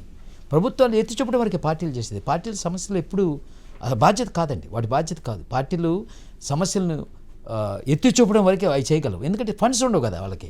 సో కొన్ని సమస్యలు తీర్చగలిగితే ఎస్ వెరీ గుడ్. ఇప్పుడు వాళ్ళ విత్ ఇన్ ద లిమిట్స్ ఉన్నాయి. ఇప్పుడు పవన్ కళ్యాణ్ గారు ఉద్దాన సమస్య తీర్చారు అని చెప్పి నేను చెప్పాను మీకు. సో ఎలా తీర్చారు? ఆయన ఫండ్స్ లేవు, కాకపోతే ప్రభుత్వం మీద ఫోర్స్ తీసి ఆ డయాలసిస్ సెక్టర్ పెట్టేటట్టుగా అంటే ఒప్పించగలిగారు. నేను జగన్ గారిని అడిగేది, జగన్ గారు మన ప్రతిపక్షంలో ఉండి ప్రభుత్వం మెడలు వంచి పనిచేపించాల్సింది పోయి ఆ శాసనసభలో వదిలిపెట్టి చేసి ఇలాగా ముద్దులు పెట్టుకుంటూ వాకింగ్ చేస్తే దాని వల్ల ఉపయోగం ఏంటి సార్? ప్రజల సమస్యలు ఎత్తిపడుతున్నాను నేను. డెఫినెట్గా ఐ అప్రిషియేట్ హిమ్. ఎందుకంటే సమస్యలు ఈ రోజున ఇంకా బ్రతికి ఉండయి ప్రజల మనసుల్లో. అంటే టీడీపీ ప్రభుత్వం మీద వ్యతిరేకం ఉంది అంటే అది పక్కా జగన్ గారి డెఫినెట్గా ఆయనకి క్రెడిట్ ఇవ్వాలి. అంటే ఇప్పుడు పవన్ కళ్యాణ్ గారు 5 years బ్యాక్ ఆయనతో ఉన్నారు కదా సార్. ఇప్పుడు చెప్పారు కదా ఆయన ఫోర్స్ తీసుకొచ్చి ఒక పార్టీ నుంచి ప్రభుత్వాన్ని ఫోర్స్ తెచ్చి ప్రాబ్లమ్ సాల్వ్ చేస్తున్నారని. అదేవిధంగా 5 years బ్యాక్ చిరంజీవి గారితో కూడా ఫోర్స్ తీసుకొచ్చి అప్పుడే చేయొచ్చు కదా సార్. ఇప్పుడు 5 years తర్వాత చేయాల్సిన అవసరం ఏంటి? అప్పుడు ఎందుకు బయటకు వచ్చేసారు? 5 years బ్యాకే ఆ ఫోర్స్ తీసుకురావచ్చు కదా. ఇప్పుడు ఆయన యువరాజ్యానికి ప్రెసిడెంట్, ప్రజారాజ్యానికి కాదు. ప్రజారాజ్యానికి ప్రెసిడెంట్ వాళ్ళ అన్నగారు. సో చిరంజీవి గారు చేయాల్సిన పని ఇది. సో ఆయనట్లో సమస్యలు మరి ఆయన ఏం సమస్యలు పరిష్కరించారో నాకు తెలియదు కానీ, బట్ ఇప్పుడు మనం మాట్లాడేది పవన్ కళ్యాణ్ గురించి కానీ చిరంజీవి గురించి కాదు. అలా అనట్లేదు సార్. నేను అనేది ఏంటంటే ఇప్పుడు ఈ ప్రాబ్లమ్స్ ఏవైతే ఉన్నాయో తను అప్పటి నుంచి అబ్జర్వ్ చేయడం వల్లే ఒక పార్టీని స్థాపించగలిగారు. పార్టీ స్థాపించాలనే ఒక ఐడియా వచ్చింది, చేశారు. ఇప్పుడు కరెక్ట్. అప్పుడు మరి ఏ సమస్యలు ఆయన పరిష్కరించారో నాకు తెలియదు. టు బి ఫ్రాంక్, నేను ప్రజారాజ్యం అప్పుడు రాజకీయం గురించి తెలియదు. నేను కూడా మీలాగనే 4 నెలల నుంచే నేను రాజ్యాంగం కానీ రాజకీయం కానీ నేర్చుకుంటున్నా. సో నేను పవన్ సార్ వరకు మాత్రమే నేను విశ్లేషించగలిగాను. అంతకుముందు ప్రజారాజ్యంలో నాకు అసలు కంప్లీట్ జీరో నాలెడ్జ్, నాకు తెలియదు, ఏం జరిగిందో కూడా తెలియదు. కాకపోతే ఒక్కటి మాత్రం నిజం, ప్రజారాజ్యంలో చిరంజీవి గారు కాంగ్రెస్లో కలపటం అది మాత్రం కంప్లీట్ రాంగ్ స్టెప్. అది నేను ఇట్ హర్ట్స్ మీ. ఈ రోజున పవన్ సార్కి పెద్ద అడ్డంకిగా మారింది ఏంటంటే అదే మీ అన్నగారు కాంగ్రెస్లో కలిపినప్పుడు మీరు ఎందుకు ఊరుకున్నారంటే నా personal opinion, I don't know, నేను పవన్ కళ్యాణ్ గారితో మాట్లాడలేదు ఎప్పుడు, బట్ నా పర్సనల్ ఒపీనియన్ ఏంటంటే ఒక దేవుళ్ళలాగా అన్నని చూశాడు ఆయన. ఈవెన్ తండ్రిలాగా అని చెప్పి ఎన్నోసార్లు చూశాడు. అన్న వదినల్ని తల్లిదండ్రులుగా చూసే సమాజం ఎక్కడుంది సార్ ఈ రోజుల్లో? అంత గొప్ప మానసిక వ్యక్తిత్వం ఉంది ఆయనకి. సో ఆయన ఇప్పుడు నిజం నేను అదే చెప్తున్నాను అండి. నిజంగా నాకు ఆయన ఎప్పుడు కూడా ప్రజా సమస్యలు, ప్రజాసేవ, ఈ 2 వర్డ్సే ఎప్పుడు ఆయన నోటి నుంచి వస్తాయి. ఎందుకంటే ఎక్కడ సమస్య ఉంటే మీరు నమ్మరు, మామూలుగా సమస్య ఉంటే పిల్లలు ఎక్కడికి వెళ్ళాలండి? గవర్నమెంట్ దగ్గరికి వెళ్ళాలి. కానీ పవన్ కళ్యాణ్ గుర్తొస్తున్నాడు ఈ రోజున. ఆంధ్ర ప్రజలకి ఎక్కడ సమస్య వచ్చినా పవన్ కళ్యాణ్ ఎందుకు గుర్తొస్తున్నాడు? ఎందుకంటే ఆయన సమస్యలు మాకే చెప్తుంటాడు. సమస్యలు ఎక్కడుంటే అక్కడికి వెళ్ళండి, సమస్యలు తీర్చండి. మనం చేసే గొప్ప సేవ అదే, సమస్యలు తీర్చడం, ప్రజా సమస్యలు తీర్చడం. ఈ రోజున ప్రతి విలేజ్లో ఏ సమస్యలు ఉండే ఒక బోర్డు, రెడ్ రెవల్యూషన్ అని చెప్పి ఆయన మమ్మల్ని రాయమన్నాడు. అంటే ఏ సమస్యలు ఉండే ఈ ఊర్లో ప్రతి నాయకుడికి తెలియాలి ఈ సమస్యలు ఉన్నాయని. ఎందుకంటే సమస్యలు పరిష్కరించడమే రియల్ రాజకీయం అని చెప్తున్నారు. ఆయన ఇంట్లో కూడా మీరు చెప్పినట్టు సమస్యల్ని చాలామంది ఏం చేస్తారంటే, ఇంట్లో సమస్యలు ఉంటే ఆయన ఒక కార్పెట్ కింద పెట్టేసేస్తారండి, సమస్యలు పరిష్కరించుకోరు. ఆయన సమస్యలు పరిష్కరించుకున్నారు. ఇంకోటి ఏంటంటే, మెయిన్ కారణం ఏంటంటే, ఆయన ఇప్పుడు మీరు ఒక కుటుంబంలోకి వెళ్ళి, ఇక్కడ పిల్లలు ఉన్నారు, కుటుంబం ఉంది, హుడ్కి 50 లక్షలు, లేకపోతే ఒక జార్ఖండ్కి 30 lakhs, 2 crores కేరళ, లేకపోతే చెన్నైకి 20 లక్షలు, ఇలా ఇచ్చుకుంటూ పోతే ఏ భార్య కూడా సహించలేదండి. అంటే నేను ఒక రేణు దేశాన్ని అంటలేదండి. ఏ భార్య కూడా ఇలాగ లక్షల కోట్లు ఇచ్చుకుంటూ మళ్ళీ కారు ఈఎంఐ కట్టలేని పరిస్థితి వస్తే ఏ భార్య ఒప్పుకోదు. ఆయన సమస్యల్లో కూడా ఆయనకి ఎప్పుడు కూడా సేవా దృక్పథం ఉంది. ఆయన ఒక నార్మల్ ఫ్యామిలీ మ్యాన్. ఇప్పుడు దోచుకునేవాడు అయితే ఈ సమస్య ఉండదండి. వాళ్ళు కూడా బాగా కోట్లు వేల కోట్లు సంపాదిస్తాడు, భార్య కూడా హ్యాపీ అయ్యిద్ది, మంచి ఫ్యామిలీ ఉంటుంది. ఆయనకి ఎప్పుడు పంచుకోవటం తెలుసు, దోచుకోవటం తెలీదు. అదే ఆయనకి సమస్య ఎక్కువచ్చింది. అది ఒక రకంగా చెప్పాలంటే కుటుంబ సమస్యగా మారింది. ఆ కుటుంబ సమస్యని వీళ్ళు ఎత్తిపుచ్చుతున్నారు. దాంట్లో నేను నిజం చెప్తున్నాను, ఆ కుటుంబ సమస్య రావటానికి కారణం ఒకటే, పంచుకోవటం. ఆయనకి తెలిసిందే పంచుకోవటం, ఆయనకున్నది పంచుకోవటం. ఏదన్నా కన్నీటి ఉంటే ఆ కన్నీటిని తొడటం కోసం ఈ రోజున సినీ ఫీల్డ్లో ఎంతమంది అండి, పావలా శ్యామల అని ఒకళ్ళు కాదండి. నేను ఆయన గురించి అంతకుముందు తెలీదు. ఎప్పుడైతే ఆయనలో మానవీయ కోణం చూశానో ఆయన గురించి రీసెర్చ్ చేశా. 30 పేజీలు ఏది నా బుక్. సో 30 పేజీలు ఆ బుక్లో రాసుకున్నానండి, ఆయన వ్యక్తిగత లక్షణాల గురించి, నాయకత్వ లక్షణాల గురించి. అంత అంటే I fell in love with him. నిజం చెప్పాలంటే ఇప్పుడు చాలామంది అంటారు, ఏంది 54 ఏళ్ళ వ్యక్తి ఏంటి, ఆయనకంటే చిన్నవాడిని సార్ అని పిలవటం ఏంటి, లేకపోతే అంత ఒక పెద్ద ఫ్యాన్ లాగా, 20 సంవత్సరాల ఫ్యాన్ లాగా. ఫ్యాన్ అంటే నాకు అంతకుముందు ఫ్యానిజం అంటే నాకు నచ్చదండి. కానీ అట్ ద సేమ్ టైం ఆయన గౌరవించినా కూడా నేను ఒకటే చెప్తున్నాను, ప్రతి ఒక్కడు పవన్ కళ్యాణ్ లాగా ఎలగలడండి. పవన్ కళ్యాణ్, నేను ఎప్పుడు కూడా Pawan Kalyan is a different material అనుకోను. Is a human. మీరు, నేను, అందరం కూడా పవన్ కళ్యాణ్లో మనలో ఉండారు. సో మనందరం, నాకు నిజం చెప్పాలంటే రాజకీయం అనేది కొత్త. నేను వ్యక్తిత్వ వికాస్ నిపుణుడిగా నా నెక్స్ట్ స్టెప్ అంటే రిటైర్మెంట్ అయిపోయాక యూత్ని ప్రోద్బలించి, యూత్ని మెయిన్ ఏంటంటే లక్ష్యాలండి. ఎప్పుడైతే లక్ష్యాలు ఉన్నాయో మన కాన్షియస్నెస్ అంతా ఒక ఫోకస్లో ఉంటుంది. ఈ రకరకాల రాజకీయం కానీ, మూవీస్, ఇవన్నీ కూడా ఇట్ షుడ్ ఎంపవర్ ఆ లక్ష్యం వైపు మీరు వెళ్తుంటే ఇవన్నీ కూడా హెల్ప్ చేయాలి, ఒక ఎంటర్టైన్మెంట్ ఇవ్వాలి. అంతేగాని ఇప్పుడు ఎలాగైంది యూత్, లక్ష్యాలు లేవు, ఈ రకరకాల యావిగేషన్స్ తోటి డైవర్సిఫైడ్ అయిపోయి అటెన్షన్ లేకుండా జీవితం ఏందో నిస్పృహగా ఉంటుందండి. ఎవ్రీడే నేను అదే చెప్తుంటాను. మామూలుగా ఒక లక్ష్యంతో, గుండెలో ఒక లక్ష్యంతో పొద్దున్నే లెగటం ఈజ్ బెటర్ దాన్ ఒక ₹1 కోటి బ్యాంక్ అకౌంట్తో లెగటం.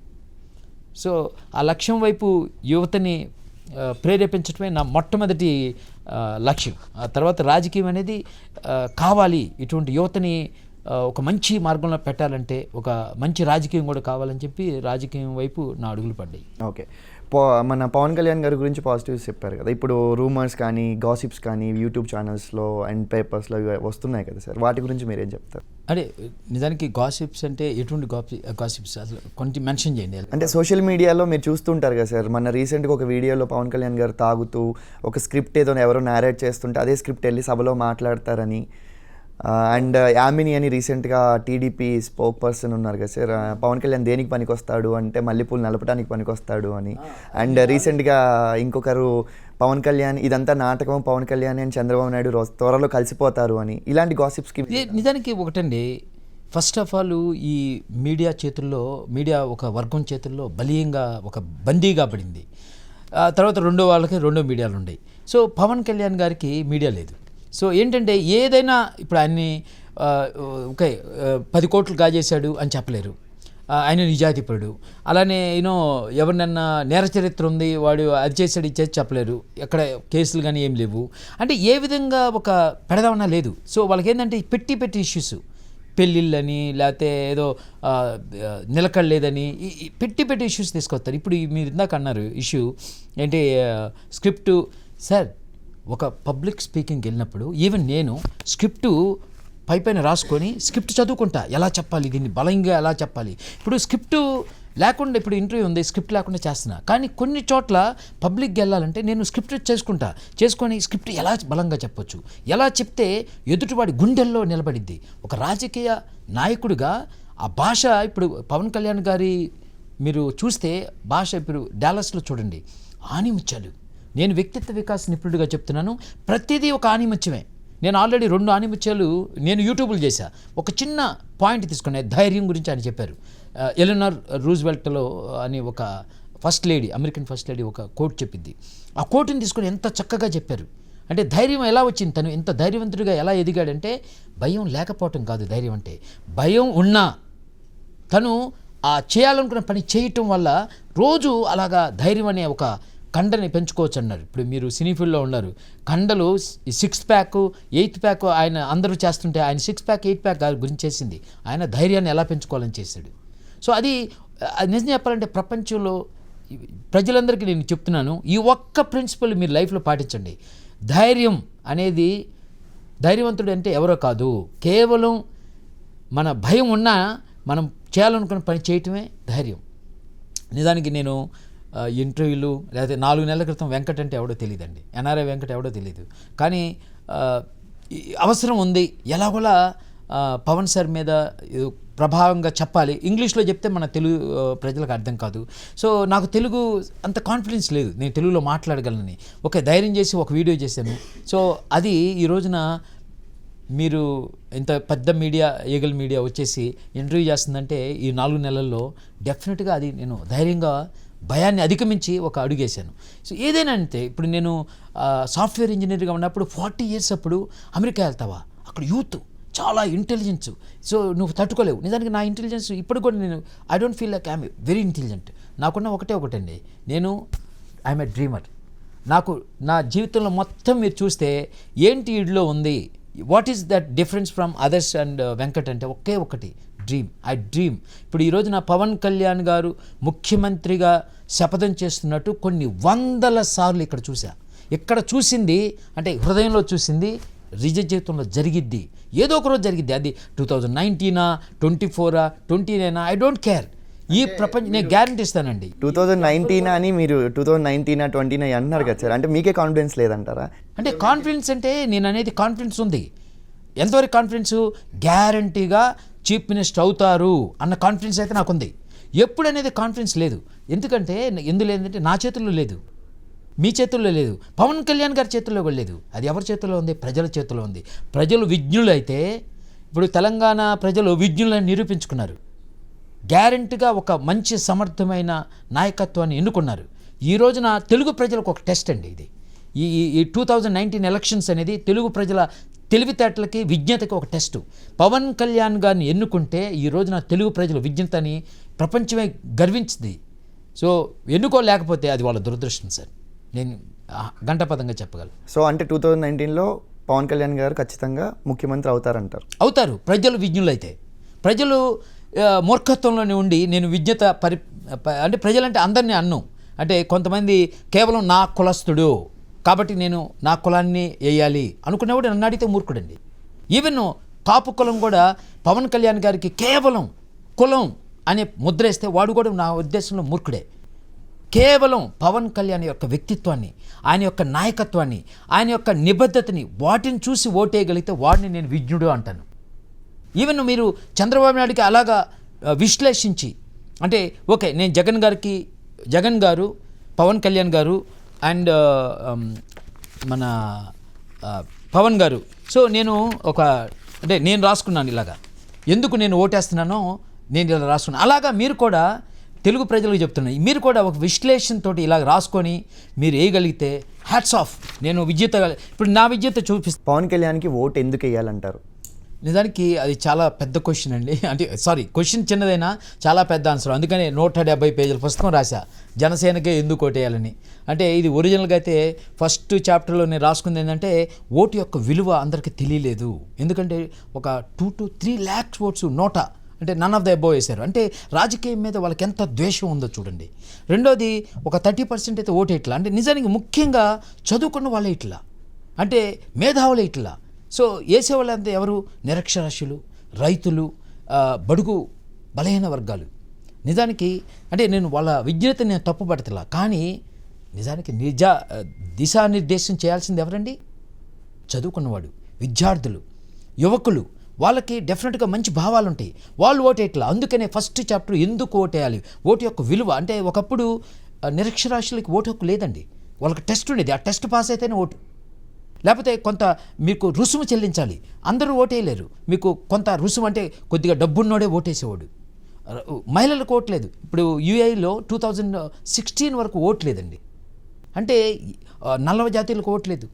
అమెరికాలో కూడా నల్ల జాతులకు ఓటు లేదు. తాతయ్య కోటు ఉంటేనే ఈరోజు మనవడు కోటు. అలాంటి రకరకాల బ్లాక్స్ ఉండేవి ఓటేయటానికి. కానీ ఈ రోజున యూనివర్సల్ ఫ్రాంచైజ్ 15 సంవత్సరాలు నిండితే చాలు, వాడు చదువుకున్నాడా, వాడు మానసికంగా అసలు పరిపక్వత ఉందా లేదా, ఏమి టెస్టులు లేవు, అందరూ ఓటేయచ్చు. కానీ ఓటేయట్లా. ఎవరు ఓటేయట్లేదు? ఎవరైతే ఓటేయాలో వాళ్ళే ఇట్లా. అందుకనే ఫస్ట్ చాప్టరు ఓటు యొక్క విలువ చెప్పాను. రెండోది చాప్టరు ఎలా ఓటేయాలి. నాకు విచిత్రం ఏంటంటే ఈ బుక్ రాసినప్పుడు ఇంతవరకు ఇంగ్లీష్లో కూడా, అంటే అమెరికన్ రైటర్స్కి ఎవరికి అంత నాలెడ్జ్ లేదు అన్నాం, కానీ దీనివైపు ఎందుకు దృష్టి పెట్టలేదు? ఎవ్వరు టీవీలో చెప్పరండి. ఏదన్నా ఒక డిస్కషన్ ఎప్పుడైనా చూసారా? ఎలా ఓటేయాలి, ఒక నాయకుడిని ఎలా విశ్లేషించాలి, లేకపోతే ఒక పార్టీని ఎలా విశ్లేషించాలి అని ఏదన్నా ఒక డిస్కషన్ ఉందా? ఇప్పటివరకు లేదు. కనీసం నేను ఒక థాట్ అంటే పెట్టాను, ఒక 20 పేజీలు రాశా. ఇలాగా ఒక పార్టీని విశ్లేషించండి, ఇలాగా ఒక వ్యక్తిని విశ్లేషించండి, నాయకుడిని విశ్లేషించండి అని చెప్పి పెట్టాను. ఒక రాజకీయ నాయకుడికి కావాల్సింది మెయిన్ జవాబుదారితనం. డబ్బులు ప్రజల డబ్బు అండి, ఇది పాపపు సొమ్ము 1000 కోట్లు వాళ్ళ వర్గానికి దోచిపెడుతుంటే గుండెలు మండుతున్నాయి ఇక్కడ. సో అలాగనే ఒక నీతి నిజాయితీ, అవి చాలా ఇంపార్టెంట్. సో ఈ విధంగా మన గొప్ప నాయకులు కొన్న గుణాలని తీసుకొచ్చేసి నేను పెట్టి, ఈ గుణాలతోటి మీరు విశ్లేషించండి నాయకుడిని, పార్టీని అని చెప్పి 2 ఎలా ఓటేయాలి. మూడోది జనసేనకే ఎందుకు ఓటేయాలి. అప్పుడు నేను చాలా డిఫరెంట్గా రాశానండి. జనసేనకి ఎందుకు ఓటేయాలంటే, అంటే మిగతా వాటికి ఇటుకున్న డిఫరెన్స్ ఒక పట్టికలాగా వేసా. నేనేమంటానంటే మీరు విశ్లేషించండి. నా పట్టిక చూడండి, అక్కడ ఒక ఏదో మొన్న రీసెంట్లీ సినిమా చరణ్ బాబు సినిమా ఒకటి వచ్చింది, ఏది ఆ గట్టును ఉంటారు రంగస్థలం ఉంటావా. సో అదే దీంట్లో నేను రాశాను, ఆ గట్టేమో టీడీపీ వైసీపీ గట్టు అండ్ ఈ గట్టేమో జనసేన గట్టు. ఆ గట్టున దోచుకునేవాళ్ళు, దాచుకునేవాళ్ళు, ఇటువైపు పంచుకునేవాళ్ళు. అటువైపు సమాజంలోని వ్యవస్థలన్నింటినీ అస్తవ్యస్తం చేసి రాజకీయాలను భ్రష్టు పట్టించిన వాళ్ళు, ఇటువైపు రాజకీయ ప్రక్షాళన కోసం పాటుపడుతున్న వాళ్ళు. అటువైపు నాటకీయం రాజకీయం, ఇటువైపు మానవీయం. అటువైపు ధనం కుటుంబం పాతతరం, ఇటువైపు ధర్మం నవతరం యువతరం. అటువైపు నన్ను సీఎం చేయండి, నన్ను మోడీ నుంచి రక్షించండి, నాకు ఓటేయండి, నన్ను బలపరచండి. ఇటువైపు మీకు నేనేం చేయగలను, మీ సమస్యలను ఎలా తీర్చగలను, మీకు ఏ విధంగా ఉపయోగపడగలను. అటువైపు విలువలు లేని రాజకీయం, అస్తవ్యస్తమైన వ్యవస్థలు, భావితరాలకు నిస్పృహ. ఇటువైపు విలువలతో కొన్ని రాజకీయం, మనుషులను బలోపేతం చేసే వ్యవస్థలు స్ఫూర్తి. అటువైపు ప్రజలను లబ్ధిదారులుగా చేసి, అంటే వాళ్ళకి ఫ్రీ ఫండ్స్, అంటే సంక్రాంతి కానుక, చంద్రన కానుక, రకరకాల కానుకలు ఇచ్చేసి అధికారాన్ని పొందాలని లేకపోతే నిలబెట్టుకోవాలని చూస్తున్నారు. ఇటువైపు ప్రజలను అభివృద్ధిదారులుగా, ఉత్పత్తిదారులుగా, ఉత్తమ పౌరులుగా తీర్చిదిద్దాలనుకుంటున్నారు ఇటువైపు. అటువైపు తన వారి కోసం అధికారాన్ని, సంపదలను వదిలి కొన్నాళ్ళకు చరిత్రలో సంపద అయితే వదులుతారండి, 1000 కోట్లు తీసుకొచ్చేసి కొడుకులకి, మనవాళ్ళకి, మనవరాళ్ళకి, వాళ్ళందరికీ పెడతారు. కానీ చరిత్రలో కలిసిపోలేక చరిత్రహీనులు అవ్వటం గ్యారంటీ. ఇటువైపు సాధికారతను, తరతరాలకు స్ఫూర్తినిచ్చే సిద్ధాంతాన్ని అందించి చరిత్రను సృష్టిస్తాడు, చరిత్రలో ఒక పేజీని నిలుపుకుంటాడు పవన్ కళ్యాణ్ గారు. అటువైపు అనుచరులను బానిసలుగా, సహచరులను అనుచరులుగా చూస్తారు. ఇటువైపు అనుచరులను సహచరులుగా, సహచరులను నాయకులుగా తీర్చిదిద్దుతారు ఇటువైపు. అటువైపు తెలివి మాత్రమే ఉపయోగిస్తారు, తెలివితేటలు ఉపయోగిస్తారు, తెలివి మాత్రమే ఉపయోగిస్తారు. ఇక్కడ తెలివి తేట అంటే ప్యూరిటీ కూడా ఉంటుంది ఇటువైపు.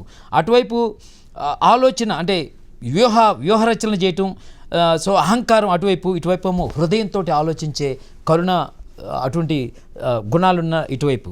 అటువైపు బలవంతుల అండతో బలహీనులుగా చేసి ఓటర్లను ఓడిస్తారు అటువైపు. ఇటువైపు బలహీనులైన ప్రజలకు ఆసరాగా నిలబడి బలవంతమైన 2 పార్టీలను ఓడించే లక్ష్యం ఇటువైపు. వర్గ నరుడు, కుటుంబ నరుడు అటువైపు, అంటే ఒక వర్గానికి కొమ్ము కాసేవాడు లేకపోతే తన కుటుంబాలకు కొమ్ము కాసేవాడు. ఇటువైపు విశ్వనరుడు, ఆయనకి ఓపెన్గా చెప్పేసేస్తున్నాడు, నేను అధికారంలోకి వస్తే పవన్ పరిపాలనలో టీడీపీ ప్రజలు, వైఎస్ఆర్సీపీ ప్రజలు, జనసేన ప్రజలు ఉండండి, అందరినీ ఈక్వల్గా చూస్తారు. సో అంటే లాడ్ ఆఫ్ పెద్దవి రాశాను. కేవలం లక్ష్యాలు, ఆశయాలు అటువైపు. ఇటువైపు లక్ష్యాన్ని చేరుకునే లక్షణాలు, ఆశయాలను అందుకునే అర్హతలు ఇటువైపు. అహం, అధికార దర్పం, వర్గ వివక్ష అటువైపు. వినయం, నమ్రత, సమదృష్టి ఇటువైపు. గొప్పదనం కోసం, ప్రచారం కోసం పాకులాట అటువైపు. ఇటువైపు మంచి కోసం, ప్రభావం చూపడం కోసం, విజయ సాధన కోసం, నిరంతర అధికారం కోసం అటువైపు. విలువల సాధన కోసం నిరంతర సహకారాలు ఇచ్చే ఇటువైపు. తన కోసం, తన వర్గం కోసం, తన కుటుంబం కోసం పాటుపడే నాయకులు అటువైపు. తర్వాత తరాల కోసం తప్పించే నాయకుడు ఇటువైపు. ఈ విధంగా లాడ్ ఆఫ్ థింగ్స్ రాసుకున్నాను.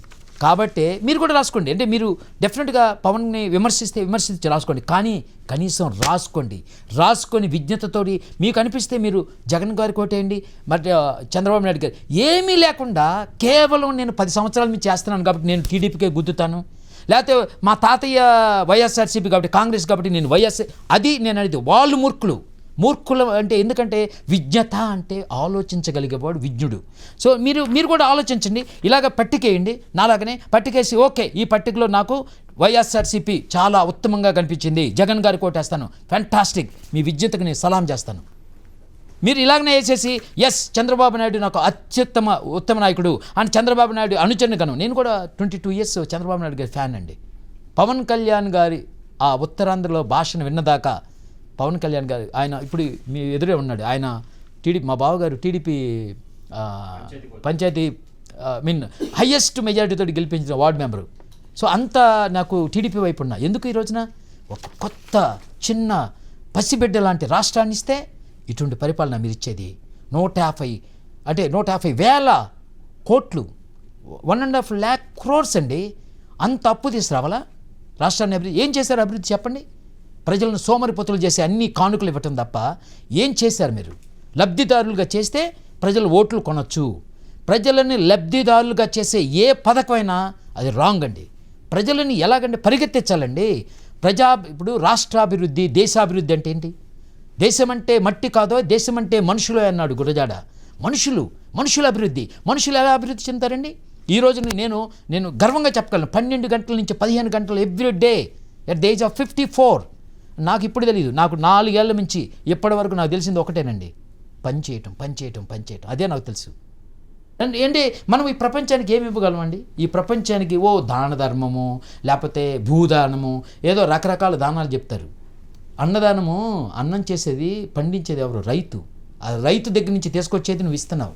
లేకపోతే నువ్వు డబ్బు దానం చేస్తే మీ ముత్తాతలు సంపాదిస్తే ఇస్తున్నావు, లేకపోతే నువ్వు సంపాదిస్తే ఇస్తున్నావు. కానీ మెయిన్ ఏంటంటే మనం చేయాల్సిన దానం మన శ్రమ. ఈ శ్రమ తప్ప ఏం తీసుకొని వచ్చామండి? మనం పుట్టినప్పుడు ఏం తీసుకొని వచ్చాం చెప్పండి? ఒట్టి చేతులతో వచ్చాం, చచ్చేటప్పుడు ఒట్టి చేతులతోటే. మనం ఈ మధ్యలో చేసేది ఏంటంటే మన శ్రమదానం ఒక్కటే చేయగలమండి. ఎంత వర్క్ చేస్తే ఇప్పుడు నాకు చంద్రబాబు నాయుడు గారిని 22 years నేను హీరో అన్నాను. ఎందుకండి? ఆయన శ్రమ ఇప్పటికి కూడా నాకు అభిమానిస్తాను. ఆయన శ్రమ అంత శ్రమ చేయటం అనేది హ్యాట్స్ ఆఫ్ టు హిమ్. కానీ ఆయన పరిపాలన అందులో పరిపాలన నచ్చలేదు. ఒకటైతే ఒక ఉత్తమ నాయకుడిని, అత్యుత్తమ నాయకుడిని, మహోన్నతమైన నాయకుడిని చూశాను పవన్ సార్లో.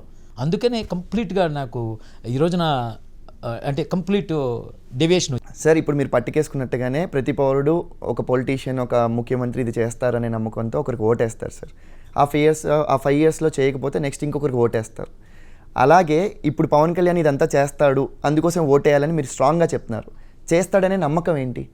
ఇక్కడ నేను 2 పాయింట్లు చెప్పదలుచుకున్నాను. ఒకటి, ఈ పట్టిక వేయటం లేదు, నా బాధలు అది.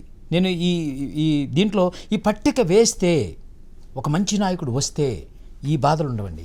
ఎప్పుడైతే పట్టిక వేయలేదో, ఒక మూర్ఖంగా వేస్తామో ఆ నాయకుడిని విశ్లేషణ అని మీరు ఎలా చెప్పగలరు సార్? ఇప్పుడు పట్టిక వేయట్లేదని మీరు చెప్పలేరు కదా. ఎవరికి వాళ్ళు పట్టిక రాయకపోవచ్చు, బట్ లోపల ఫీల్ అయ్యే ఓటే. డెఫినెట్గా అండి. ఇప్పుడు లక్ష్యాలు చాలామంది పెట్టుకుంటారు, కానీ లక్ష్యాలు సాధించలేరు. నేను గర్వంగా చెప్పగలను, ఎన్నో లక్ష్యాలు నేను సాధించాను. ఏంటి డిఫరెన్సు? నేను రాస్తాను, లక్ష్యాలు రాసుకొని నా పాకెట్లో పెట్టుకుంటా నేను. ఎందుకంటే రాసినప్పుడు మనకి విశ్లేషణ బాగుంటుందండి, మన మైండ్ పనిచేసింది, చక్కగా వేస్తాం.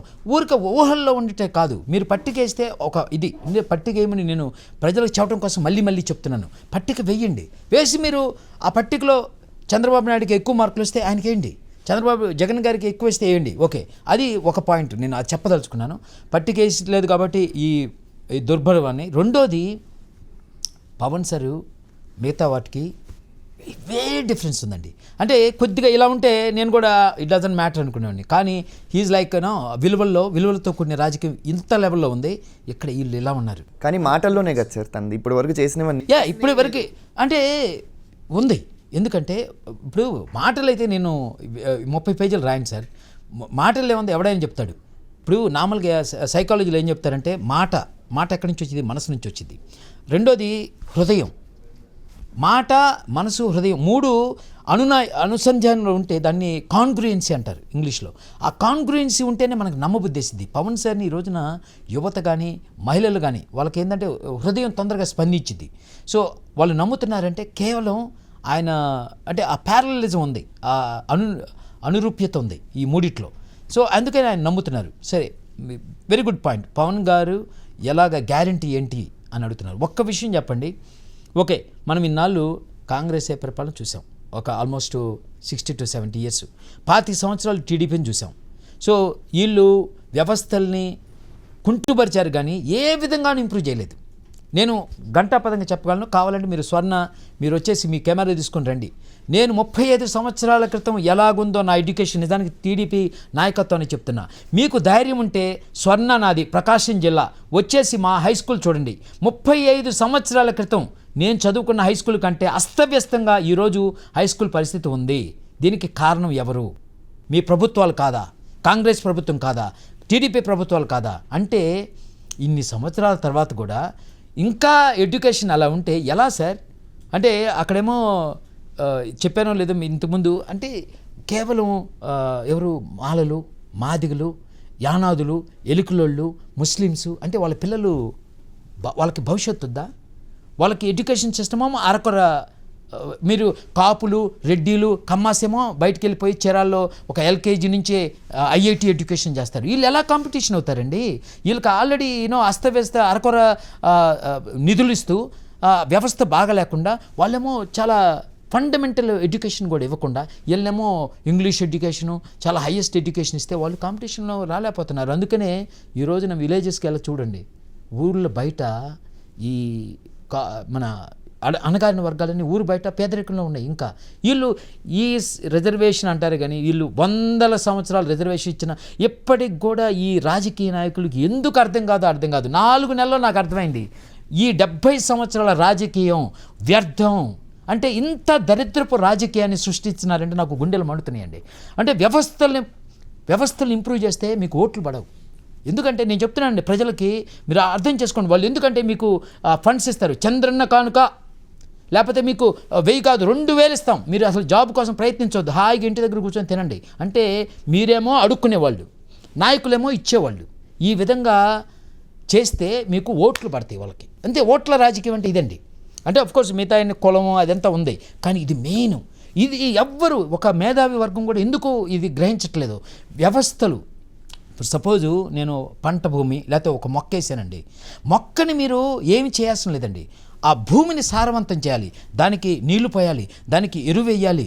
సో భూమిని సారవంతం అయితే ఆటోమేటిక్గా మొక్క బలంగా ఎదిగిద్ది. అలాంటి వ్యవస్థలు బాగుంటే మనుషులు బలంగా ఎదుగుతారు.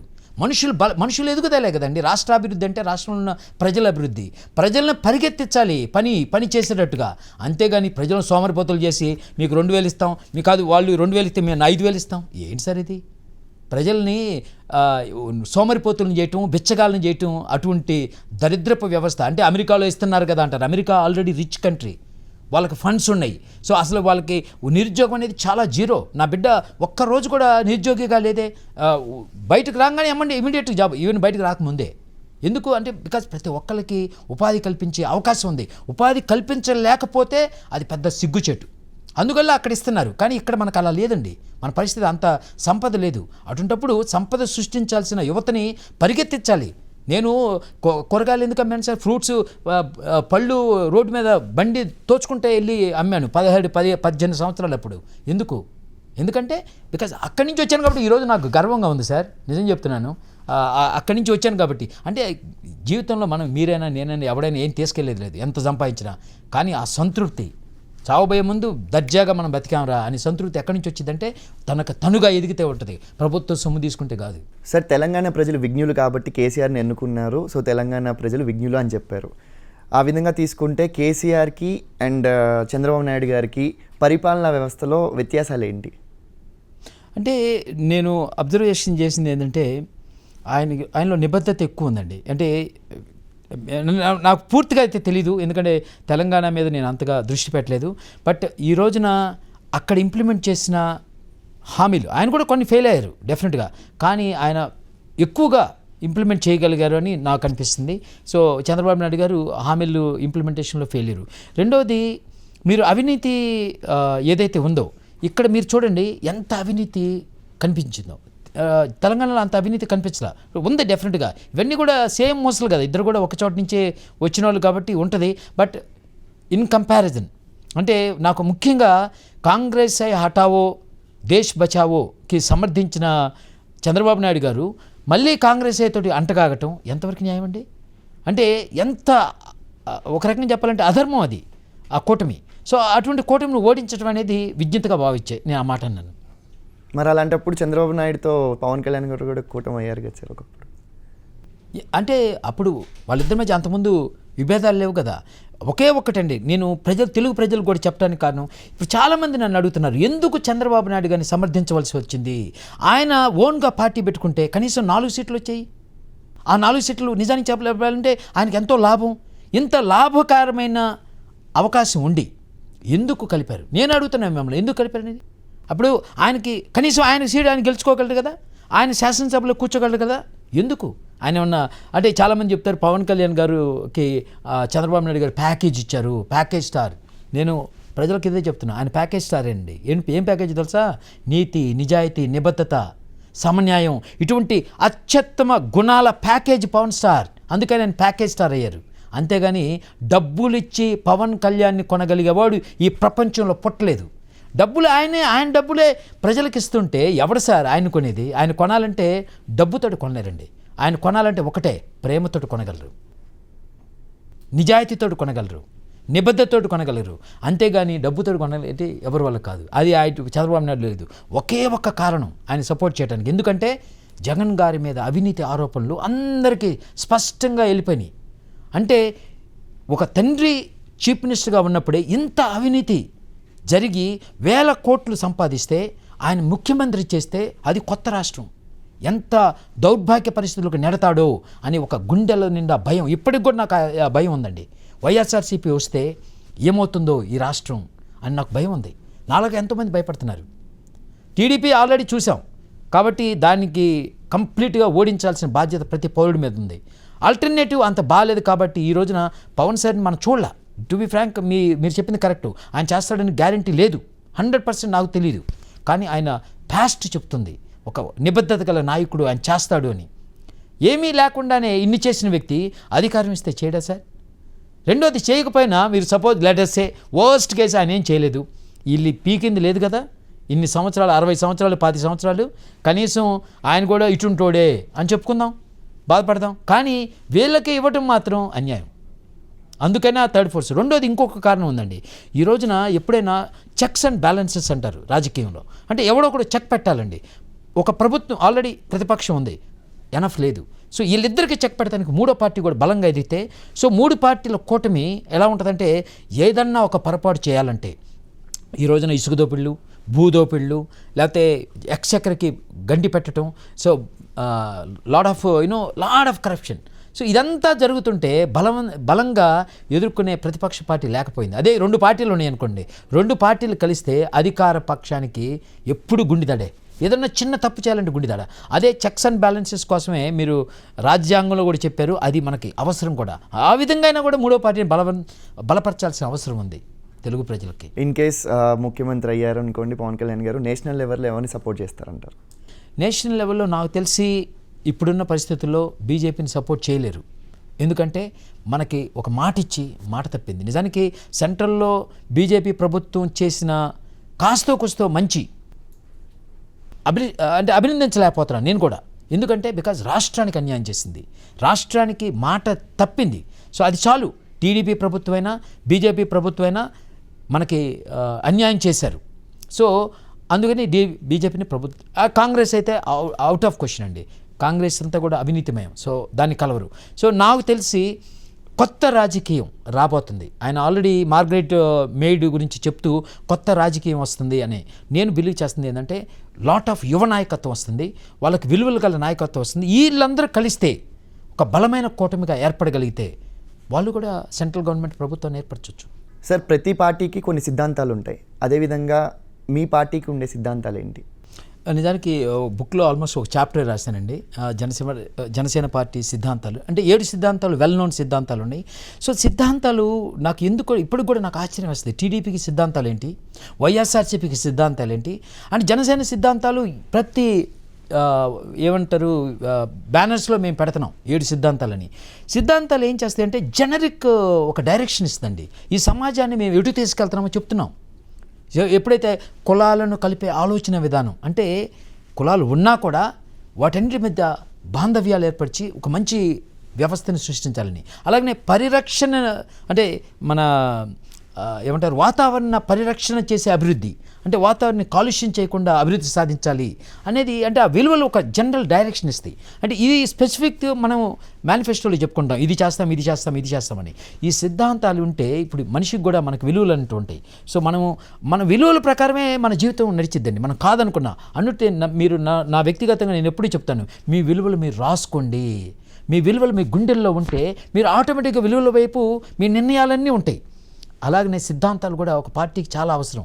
సో ఈ విధంగా మాకు జనసేన పార్టీకి సిద్ధాంతాలు స్పష్టంగా 7 సిద్ధాంతాలు ఉన్నాయి. ఆ 7 సిద్ధాంతాలని బలంగా ప్రజలకు ఎలా చెప్పాలి అని నేను ఈ సెమినారు ఒక ముఖ్య ఉద్దేశం అంటే ప్రజలను ఎలా మార్చాలి జనసేన వైపుకి అని ఒకటైతే, రెండోది మనం జనసేన భావజాలంలో విలువలు మా సిద్ధాంతాలు, తర్వాత మేము ఏం చేయదలుచుకున్నామో మా హామీలు, ఈ రెండింటిని బలంగా ప్రజల్లోకి గుండెలకు హత్తుకునేటట్టుగా ఎలా చెప్పగలగాలి అనేది నా వన్ ఆఫ్ ద సబ్జెక్ట్. అంటే ఆ 7 సిద్ధాంతాలు ఏంటి సార్?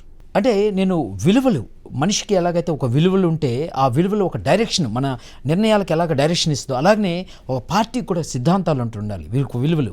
సో మాకు 7 సిద్ధాంతాలని మేము ఈవెన్ బుక్లో కూడా చూడండి ఒక పెద్ద ఇమేజ్ పెట్టా. ఎందుకంటే ఈ 7 సిద్ధాంతాలు ప్రజల గుండెల్లో ఉండాలండి, నా జనసైనికుల గుండెల్లో కూడా ఉండాలి. మొట్టమొదటిది మీరు చూస్తే కులాలను కలిపే ఆలోచన విధానం.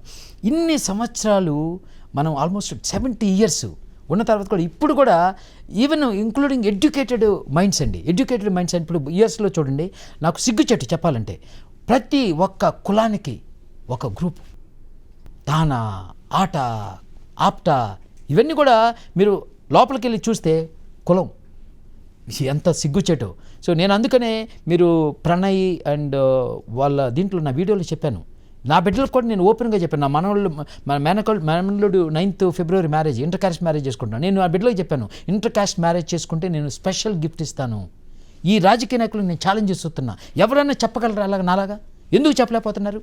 ఎందుకంటే ఎప్పుడోసారి ఈ కులాంతర వివాహాల వల్ల కొన్నాళ్ళకి ఆ వైషమ్యాలు తగ్గుతాయి. సో అది సింపుల్ అండి, మనం చేయగలిగేది ప్రతి ఒక్కరు చేయొచ్చు. ఎందుకు సరే ప్రేమ ఉండాలి, కానీ ఇద్దరు వ్యక్తుల మధ్య కులాల అడ్డుగోడలు ఉంటే ఇంతకాలం ఈ ఆధునిక సమాజంలో కూడా ఉండటం చాలా అంటే మతాలు నేను చెప్పలేను, కానీ కులాంతర వివాహం కంపల్సరీగా ఉండాలి సార్. రెండోది మతాల ప్రస్తావన లేని రాజకీయం.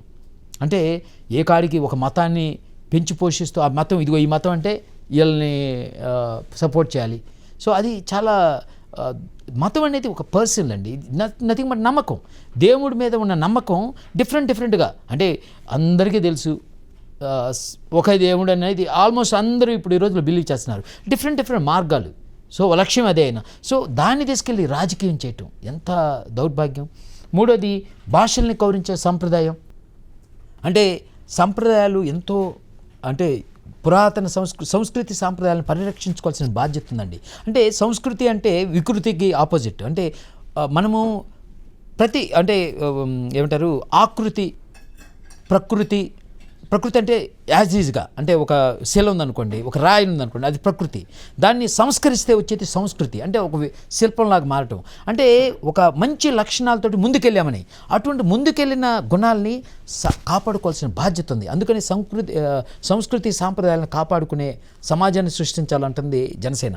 అలాగనే ప్రాంతీయతను విస్మరించని జాతీయవాదం.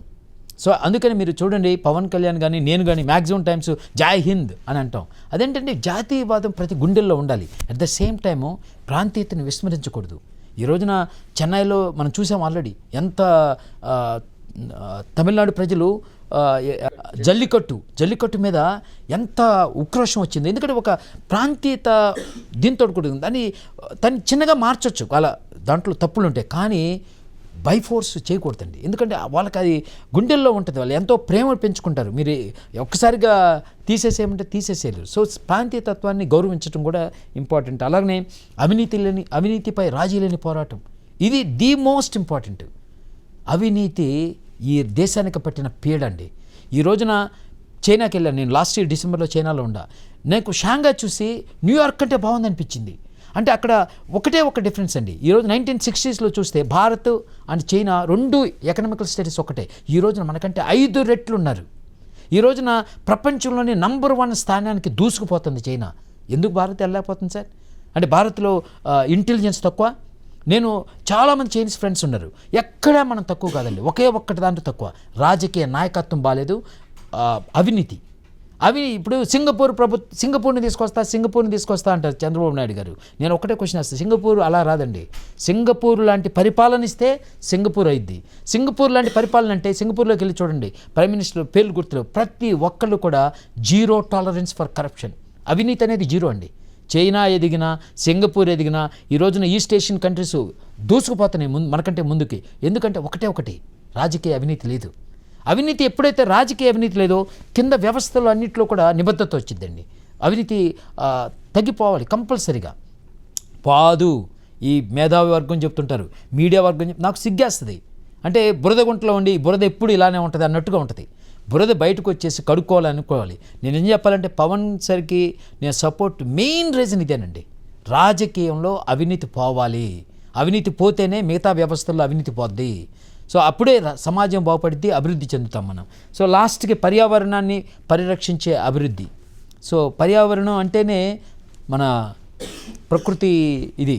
సో ఆయన చూసాం, ఆయన పవన్ సార్ ఇప్పటికి కూడా ఫీల్డ్లోకి వెళ్ళి ఆ ప్రకృతి చాలా ప్రేమిస్తారు. ఆయన ప్రకృతి ఆరాధకుడు.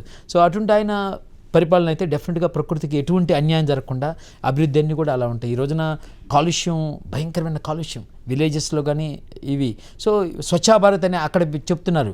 ముందు స్వచ్ఛ భారత్ రావాలంటే ముందు ఇక్కడ ఉండాలి స్వచ్ఛ భారత్ అంటే విలువలు గల, ఇక్కడ విలువలు నన్ను చూడండి, సైద్ధాంతిక బలం. ఇది కన్నా ప్రజల్లోకి వెళ్ళింది అనుకోండి, పర్యావరణాన్ని పరిరక్షించే అభివృద్ధి అనగానే ఇప్పుడు సపోజ్ జన సైనికుడు ఉన్నాడు, రేపు పొద్దున పేపరు రోడ్డు మీద పడేయాలంటే వాడి గుండెల్లో అరే నేను పర్యావరణాన్ని పరిరక్షించాల్సిన పార్టీకి సంబంధించిన వాడిని నేను పడేయకూడదు అని చెప్పి డస్ట్బిన్లో పడేస్తాడు.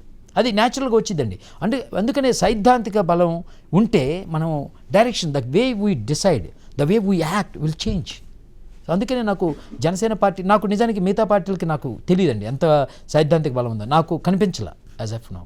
సార్ మీరు రాజకీయాల్లోకి రావడానికి ఇంట్రెస్ట్ ఏంటి, అండ్ ఫైనల్గా జనసేనకి మీరేం చేయాలనుకుంటున్నారు? నిజం చెప్పాలంటే నేను రాజకీయంలోకి రావాలని ఇప్పటివరకు నేను నిర్ణయం చేసుకోలేదండి. నేనేంటంటే ఈ సమాజానికి, తెలుగు సమాజానికి ఒక మంచి జరగబోతుంది. పవన్ సార్ పరిపాలన డెఫినెట్గా ఈ రాష్ట్రానికి, రాష్ట్ర అభివృద్ధికి చాలా అవసరం అని చెప్పి నాకు గుండెల్లో అనిపించింది. కాబట్టి ఇది నేను నిజం చెప్పాలంటే ఒక ప్రజాసేవగా భావిస్తున్నాను. జనసేనని సపోర్ట్ చేయటము, జనసేనని బలంగా ప్రజల్లోకి తీసుకెళ్ళటాన్ని ఒక దేశ సేవగా, నేను ఇండియన్ నేవీలో చేసినప్పుడు మాకు బుర్రలో అంతా కూడా దేశ సేవ అని నూరిపోశారు. ఈ రోజున ఆ ప్యాట్రియాటిక్ ఫీలింగ్ తోటే నేను తెలుగు ప్రజలకు ఒక మంచి జరగబోతుంది, మంచి ప్రభుత్వం రాబోతుందని చెప్పి బలంగా నమ్మి చేయబోతున్నానండి. ఒకటి, నేను ఈ బుక్ని ఫ్రీగా నేను డిస్ట్రిబ్యూట్ చేస్తున్నాను. ఒక 5,000 కాపీలు నా పర్సనల్ మనీతో చేశాను. ఇంకా NRI ఫండ్స్ నేను సేకరించి ఇంకా ఎక్కువ కాపీస్ ప్రజలకి డిస్ట్రిబ్యూట్ చేసి ఎందుకు జనసేనకు ఓటేయాలి అని చెప్పదలుచుకున్నాను. అండ్ దాన్ని ఇంకొకటి ఏంటంటే కొంత సైకాలజీ కూడా నేర్పించేసేసి ఎందుకు మనం జనసేనకు ఓటేయాలి అని బలంగా ప్రజలకు చెప్పడం ఎలాగా అని జన సైనికుల కోసం, ఇది ప్రజల కోసం కాదు జన సైనికుల కోసం ఎందుకు మనము పవన్ సార్ యొక్క భావజాలాన్ని లేకపోతే జనసేన యొక్క భావజాలాన్ని ప్రజలకు ఎంత బలంగా చెప్పాలి, ఎలా చెప్పాలి, ఎలాగా ముఖ్యమంత్రి చేయాలి. అందుకని పేరు కూడా చూడండి, కదలి రండి పవన్ కళ్యాణ్ ముఖ్యమంత్రిని చేద్దాం. ఈ 2 కారణాలు కేవలం ప్రజల శ్రేయస్సు కోరి చేయటం తప్ప వెంకట ఎర్రబోతులకి ఏ విధమైన చిన్న వేసమెత్తు అంటే నేను 1 అవర్కి $300 ఛార్జ్ చేస్తానండి నా క్లయింట్కి. అంటే అంత మనీ నాకు రాదు, బట్ నా కంపెనీ ఛార్జ్ చేసింది అంటే 20,000 రూపాయలు గంటకు నేను ఛార్జ్ చేస్తాను.